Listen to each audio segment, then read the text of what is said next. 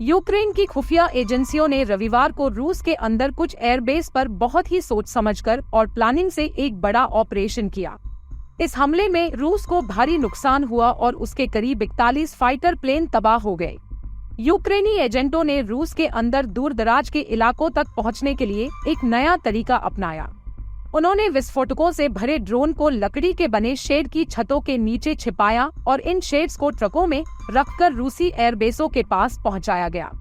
तय जगह पर पहुंचने के बाद रिमोट से शेड की छतें खोली गईं और अंदर छिपे ड्रोन उड़कर सीधे रनवे पर खड़े बमवर्षक विमानों पर हमला करने लगे। यूक्रेन के एक सुरक्षा अधिकारी ने रॉयटर्स को बताया कि इस ऑपरेशन का नाम स्पाइडर्स वेब था और इसमें 4 रूसी एयरबेस को निशाना बनाया गया। यह अब तक का यूक्रेन की तरफ से किया गया सबसे बड़ा ड्रोन हमला बताया जा रहा है। इस पूरे ऑपरेशन की निगरानी खुद यूक्रेन के राष्ट्रपति वोलोदिमीर जेलेंस्की और खुफिया एजेंसी एसबीओ के चीफ वसिल मल्युक कर रहे थे।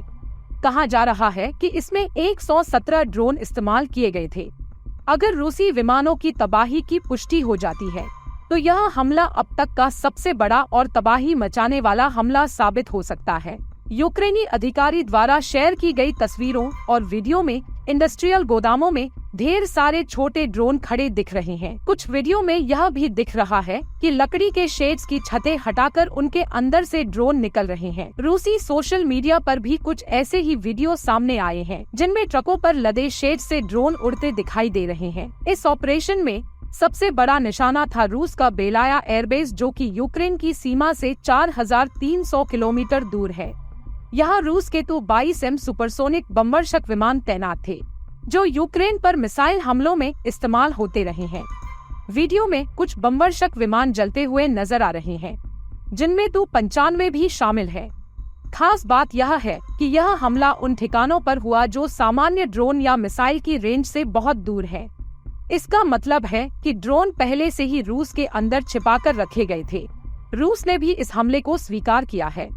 रूसी डिफेंस मिनिस्ट्री के मुताबिक यूक्रेन ने मुर्मांस्क, इर्कुत्स्क, इवानोवो, रियाजान और अमूर जैसे इलाकों के एयरबेसों पर हमला किया।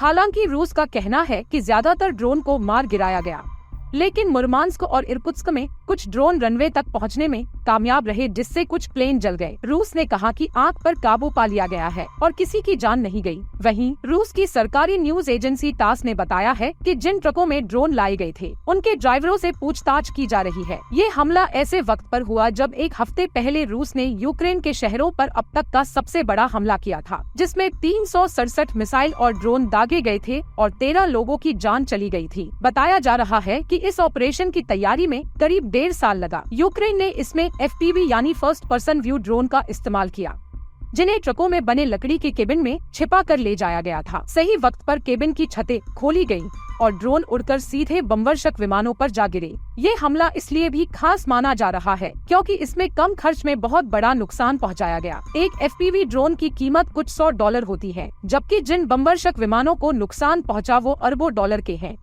मार्च में यूक्रेन ने 3000 किलोमीटर की रेंज वाले नए ड्रोन की जानकारी दी थी, लेकिन उसके बारे में ज्यादा खुलासा नहीं किया गया। एसबीओ का कहना है कि उनके ड्रोन उन विमानों को टारगेट कर रहे हैं जो हर रात यूक्रेन के शहरों पर बम बरसाते हैं। रूस पर हुए इस हमले पर आप क्या राय रखेंगे, हमें कमेंट करके जरूर बताएं। बाकी देश दुनिया की खबरों के लिए जुड़े रहें हमारे साथ। धन्यवाद।